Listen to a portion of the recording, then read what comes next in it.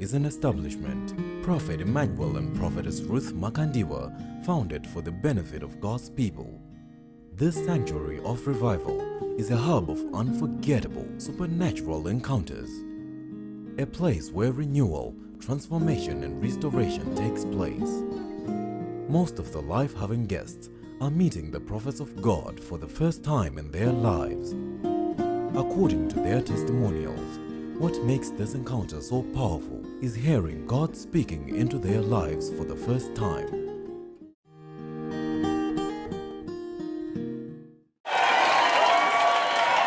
God bless you. Thank you. You may be seated. Yes, thank you so much. I can see you are all excited to be here.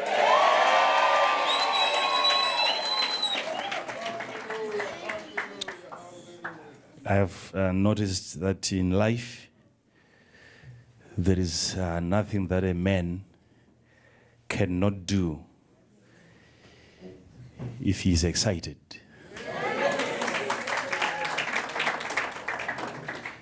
Excitement is what causes us to achieve. It is excitement that wakes us up in every morning, go to work, because behind our achievements, there is a force called motivation. And I'm so excited and I'm so happy to be here with you today and to be sharing with you some information that I got from the Holy Spirit. And I believe that you are going to constantly conscientize yourself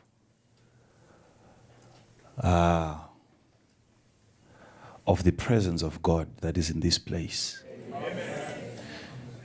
No matter what you do, and no matter what you see, always remind yourself that you have come to the right place.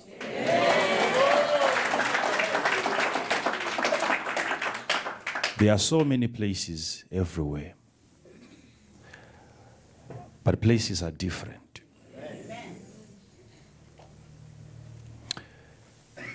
What makes places different is what places do for us.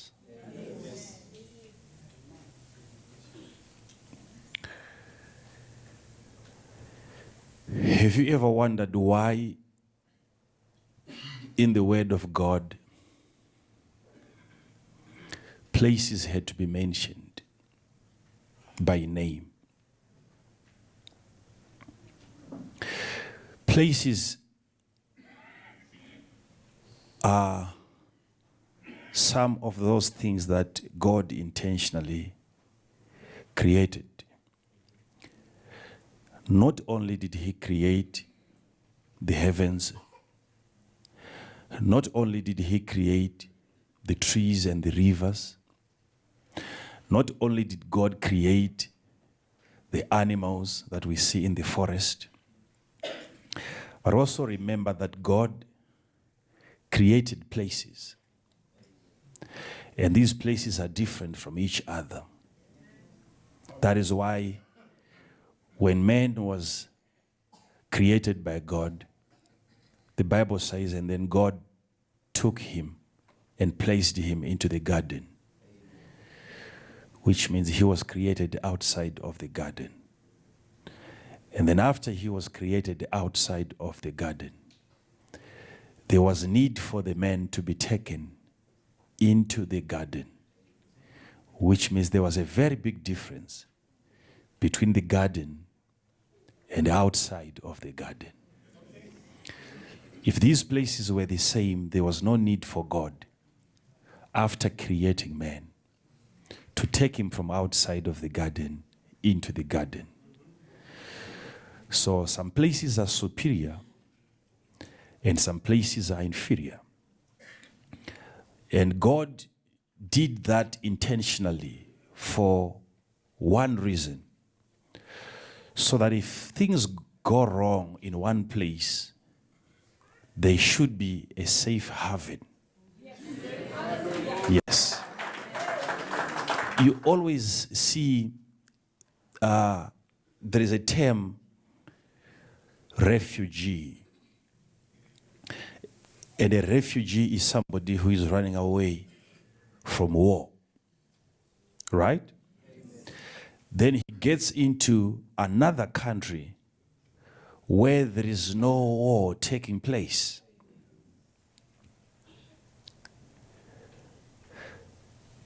So that tells you that war cannot be happening everywhere. You can have battles in one place and have safety in another place. So as long as that refugee remains in a battlefield, in a place where war is taking place, is likely to die. And what makes these people to migrate to another different location? It is the awareness that they have that what we see happening in this place is not happening in other places. So you move from one place where there is war and you identify a different place where there is peace. So that is what makes this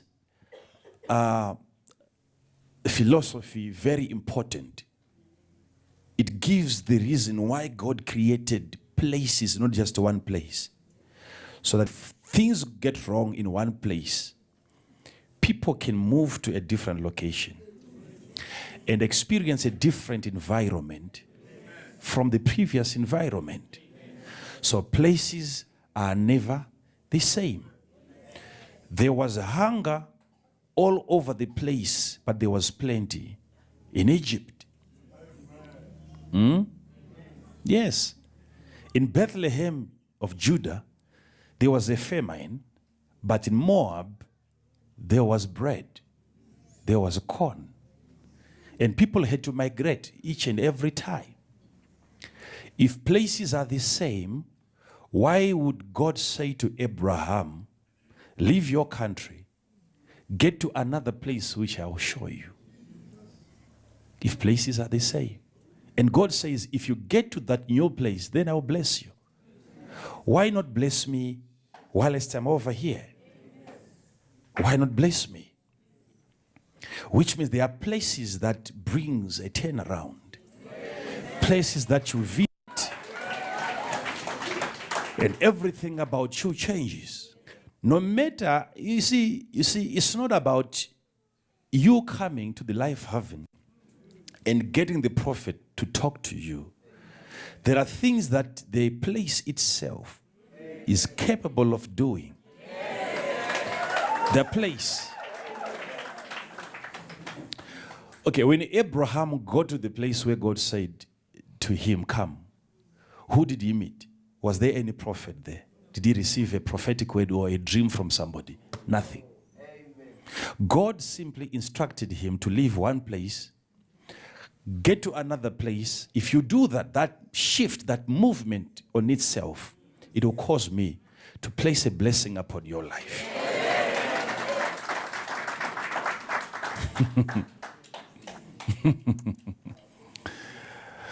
Okay.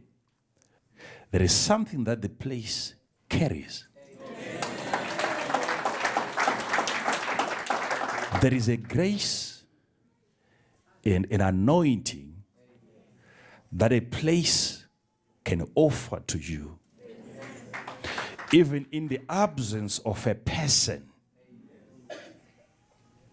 Because there are words, prayers, statements, declarations, prophecies that are placed upon the place. That when you get to that place, spend a night, there is a rub-off, there is an impartation that you get that causes things to change in your life. Places are different. Places are different. It's very important that I mention that part. Because this could be a prophetic word to somebody. Honestly, it's a prophetic word to somebody.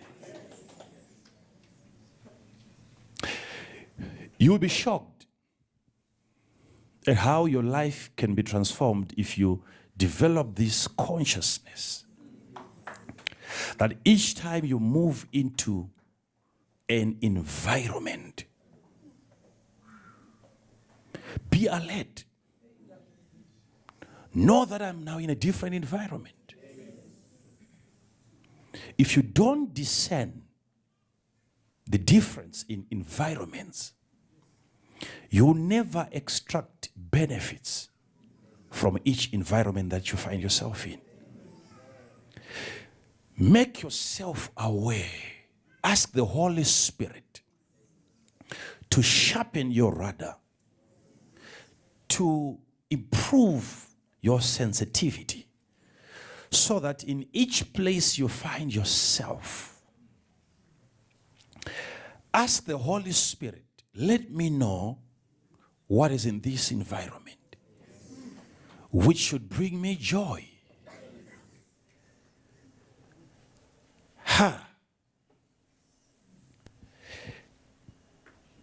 If a person is not married, she's in a place of not being married. And then if a person gets married, she's now in a different place called marriage. And if she is unhappy before marriage, and then after marriage she's still unhappy, she has failed to discern the difference in these two places. Because there was no point why she got married. There is no point why one should get married if she wanted to remain in the same place. So consider the difference in places. This is more than coming to you, calling you out by name. What I'm just telling you now, it's something that you need, that if any other person who came before you had this, he would have preferred this maybe more than an individual prophecy. What I'm telling you now, it's very important. The reason why situations, places, environments should be discerned, that's the only way you can extract joy from that environment. You have to understand that environment. So don't put efforts into moving away from one place and you get into another place before you discern both places.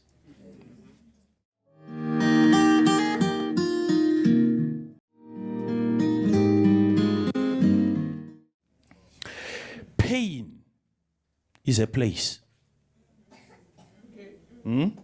Yes, there is a place of pain. And there are places that signify or that represents pain. Places, villages, cities, countries that represents pain.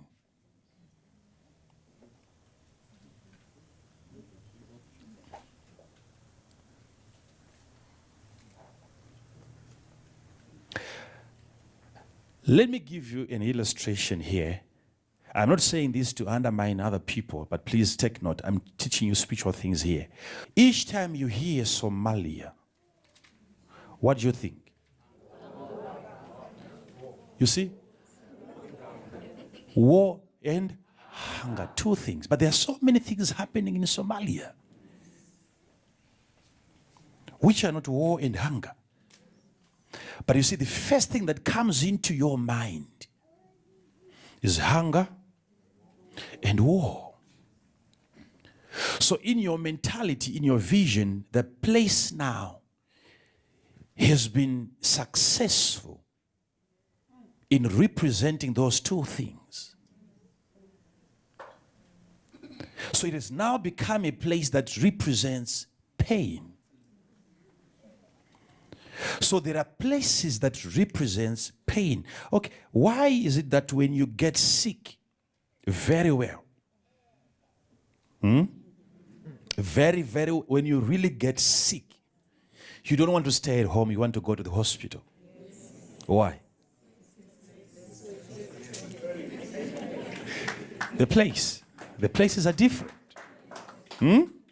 The places are different. The places are different. You see a person being rushed to the hospital. It's not just because of what they do at the hospital, because sometimes, like in our situation here, doctors are on strike. There is no medication. But you still bring a person out of that home environment to a hospital environment. Because the environment on itself, when a patient knows that I'm no longer home, there is something that happens to his immune system, even before he gets a prophetic word like medication. But being in a place that represents health, something happens to his body. Hello? Hello? The hospital itself is a medication. The hospital without medication, in itself, the hospital is a medication. I want to show you something from the Word of God here. Okay? If you feel like I'm taking more time, you should pray for me. I'll get to that.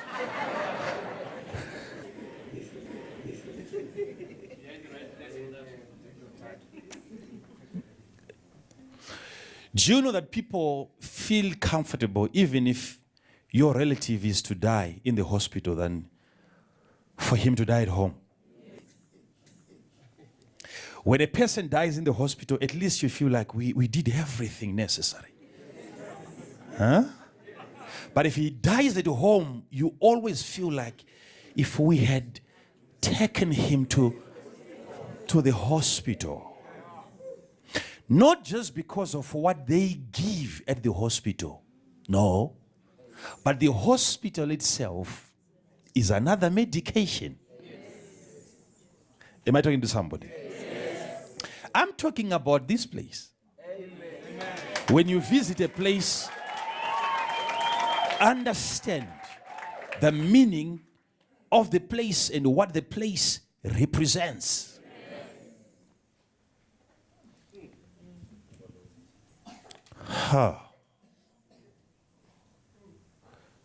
Places are different.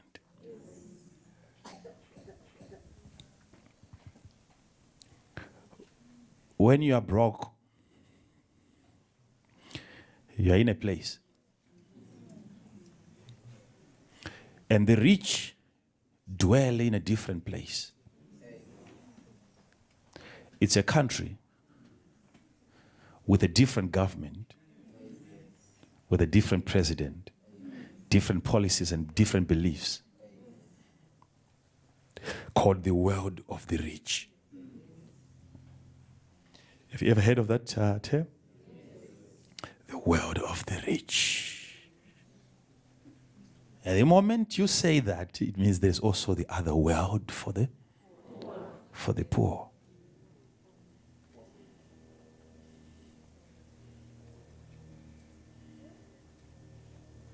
Being poor is as a result of a location that you chose. A person can make a decision, like let's say you have a migraine headache. It causes you discomfort. And in as much as you are in pain, there is something that keeps telling you that you can do something to remove this pain. And there is a pill somewhere in a drawer which has power if swallowed, and when it dissolves into your system, it has a way of getting rid of that pain that is in your head. And then by reaching out, picking the pill, swallowing it, and let the pill take its course, somehow there is an awareness in you that in as much as I'm experiencing this pain, but I can do something about it. I can allow this pain to go on for the next 2 days, or I can choose to stop it in the next 30 minutes. And then if you decide that I would want this migraine headache to stop now, you reach out, you find something that represents health.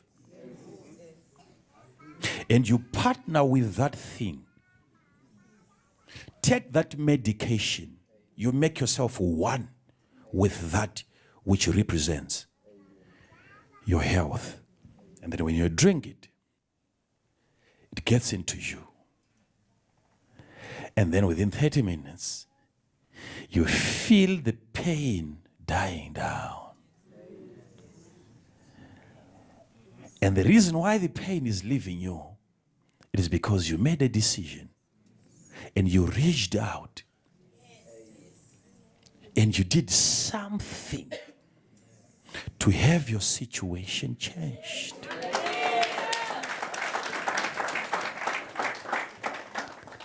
Okay, I'm not just talking about pain here, I'm talking about poverty. Because it is a painful experience. Poverty is more dangerous than HIV and AIDS, than cancer, than diarrhea. Anything that you can think of, poverty is on the list of the most dangerous diseases, and it's number one. That's why I hate poverty with a passion, because it's a virus, it's a disease. So when you're dealing with poverty, understand that you're dealing with a disease. It's a disease. It's a disease. That's the number one disease that has caused the rest of the diseases that we see now. Poverty.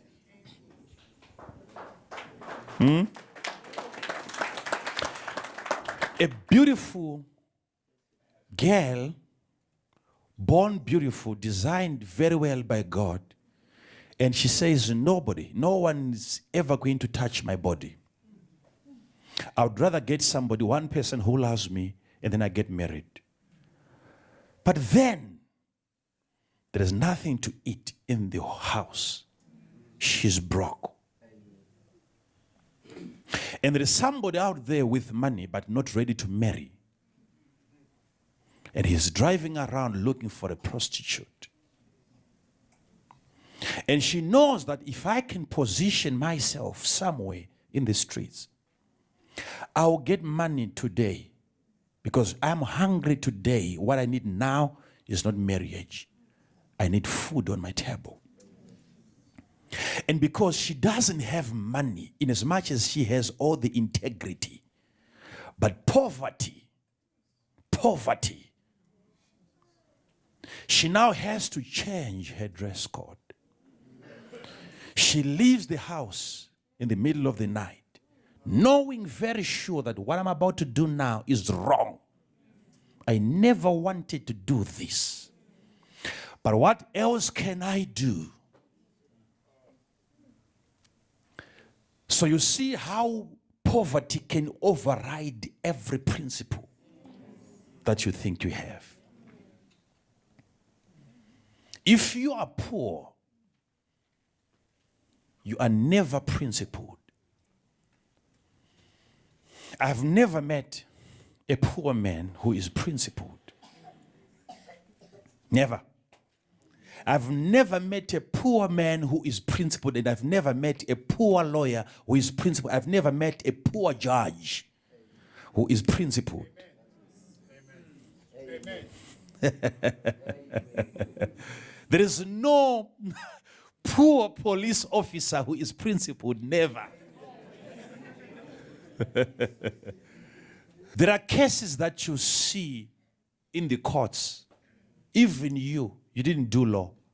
But you can see, how can this guy go free?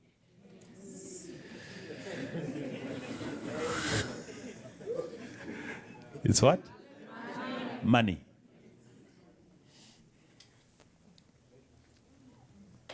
If you want to really keep your integrity, get rich.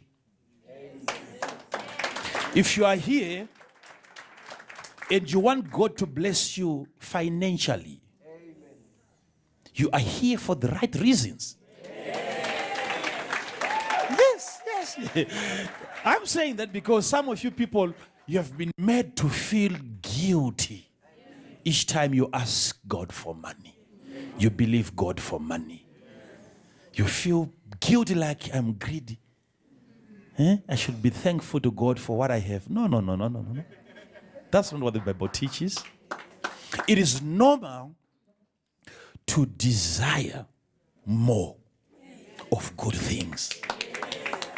It's a normal thing. Don't fight it. Don't resist it. It's a normal thing to want to have more, because being poor is actually being in a place. And when you can make a decision to remove pain from your head, you can as well make a decision to remove poverty from your system, because it's also a disease. Poverty is a disease. Treat it like a disease.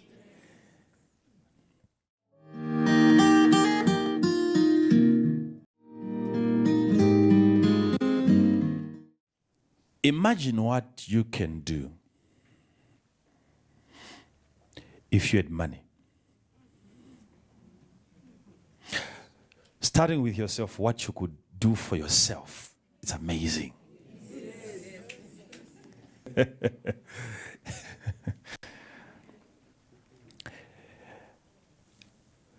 Do you realize that there are things that Jesus could not do?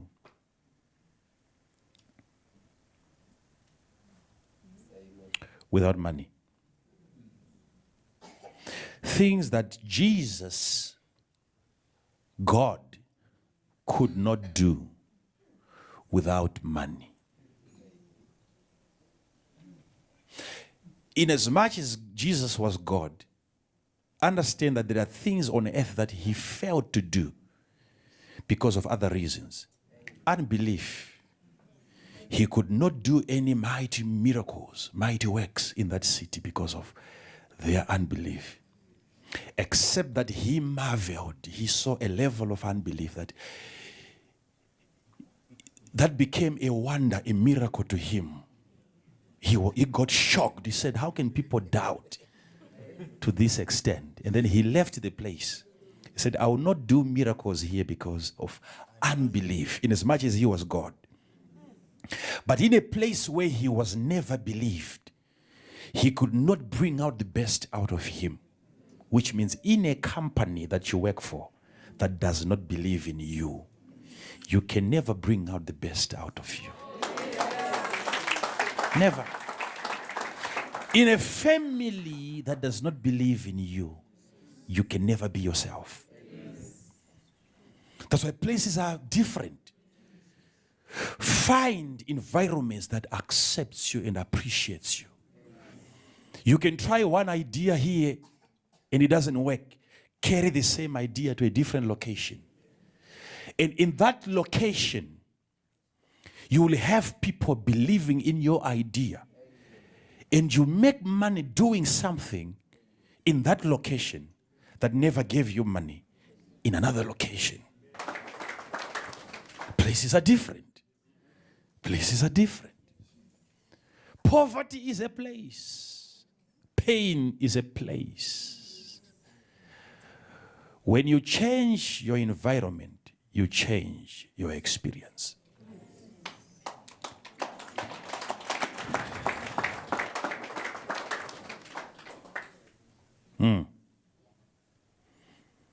You change your environment, you change your Experience.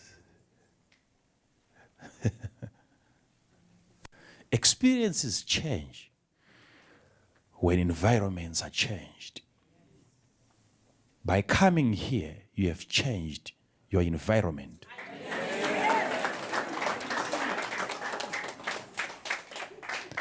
So what happens after this?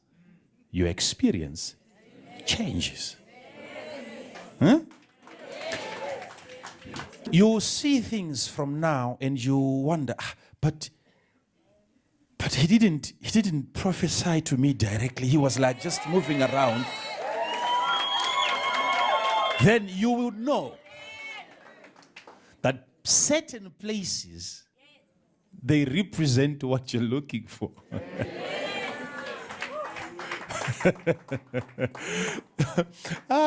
You see, I'm excited when I look into the Word of God.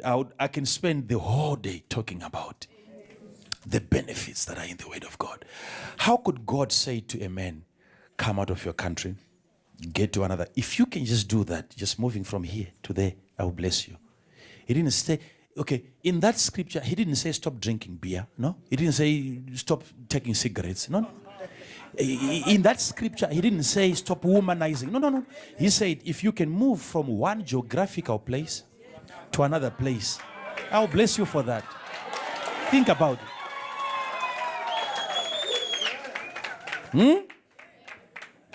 Hey. He's not talking about jealousy. He's not talking about lust. He's just talking about moving from one physical place to another. And he said, if you can do that, something as simple as that, I'll bless you. And that's what you did.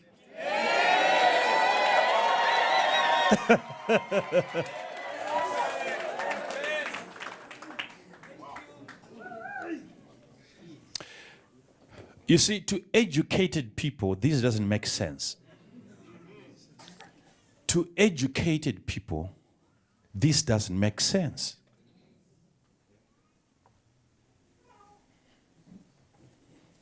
And that's why most of the educated people are broke.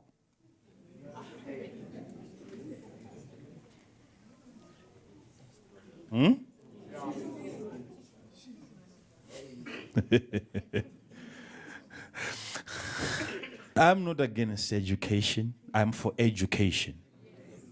That's why I'm educating you now. And that's the reason why we have built schools. That is more than coming here and telling you that I believe in education, because I've built schools.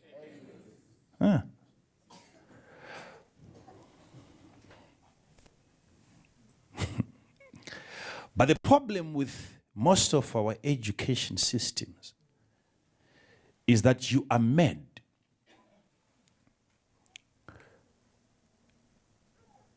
to see what God cannot do.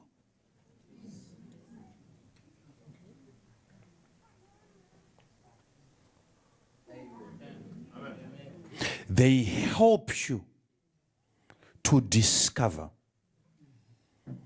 the weaknesses of God.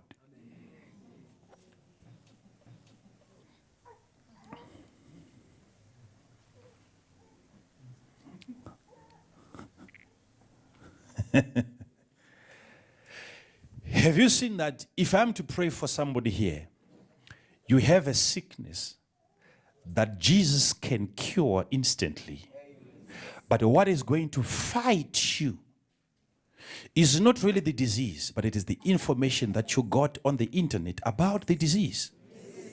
You have been taught. You now have a revelation of what God cannot do concerning your situation. And that's what people call education. How difficult it is for God to help mankind.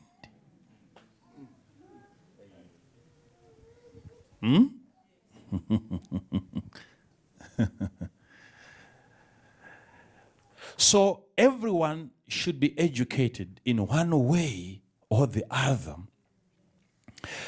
But be very, very, very careful. There is a line that when you cross it, the information that you got will begin to contradict the voice of the Holy Spirit in your life. Because to me, that doesn't make sense. Come out of your country into another place, and then I'll bless you for that. It doesn't make sense. And even when I get to that place and God says, now I've blessed you, what am I going to see there? Which is proof that I'm now blessed. Because I'm trained to see. I must see it, but if I can't see it, how can the prophet now convince me that I'm more blessed now than yesterday if I can't see anything? So what is bothering you there is education. You have been trained to see. Unless you see, you can't believe.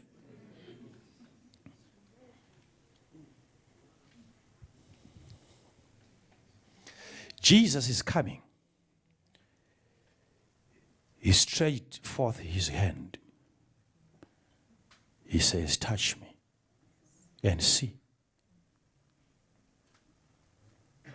And Thomas could not even have the guts to stand up and walk towards Jesus to touch his hand. And he called him my God. And Jesus says, now you have believed because you have seen. But blessed are those that will believe without seeing this. And he calls it a blessing.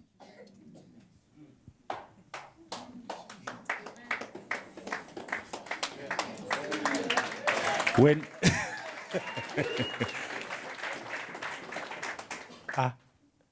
because you guys now, I will release you into the world so that you will preach the resurrected Christ who was crucified. And these wounds, I will not be attending services so that after preaching, I will move around showing people my wounds. No. You will go there and talk about the wounds that they cannot see. And if they believe without seeing, they are more blessed than you, Thomas. They are more blessed. Those ones, you will talk about the crucified Christ and they'll believe without visiting Israel, without going to the tomb, without seeing his wounds. And yet they will hear it from your mouth and believe it. And because of that, they are more blessed than the disciples who experienced it physically and saw it. But how many times have we wished we were present during Jesus' time? You wish you were there just to hold his hand. And you think you would have more faith if you were there. No, Jesus is saying, it is better for you that you were not even present. Because then if you believe without seeing, you are more blessed. Blessed are they that even without seeing, and yet still they can believe.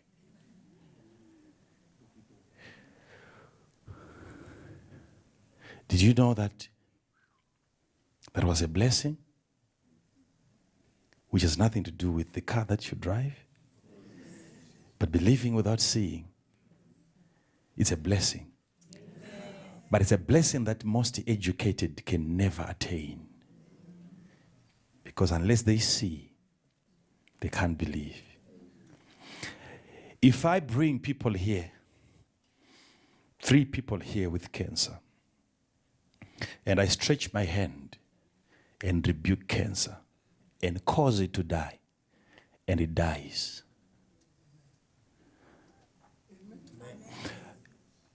If those in the medical field see that,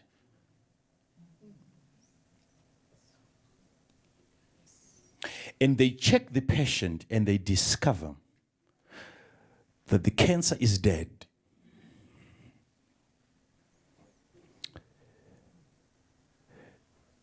they will still choose to argue. Because the method used cannot be proven scientifically. Because the power used in the process is not visible. So they will not believe in the power. If there is a way that that power could be harnessed and be placed in a test tube, then they would say, okay, let's include religion as part of our medical solutions. But because what they use, these guys, we can't see, they think we are fanatics. Why? Because you are trained to believe in what you see. Just as Psalm 119 verse 103 reads, "How sweet are thy words unto my taste! Yes, sweeter than honey to my mouth." God marvels at the sound of his children's voices, and likewise, he enjoys speaking to his children. Life Heaven is surely a place for a life-changing experience.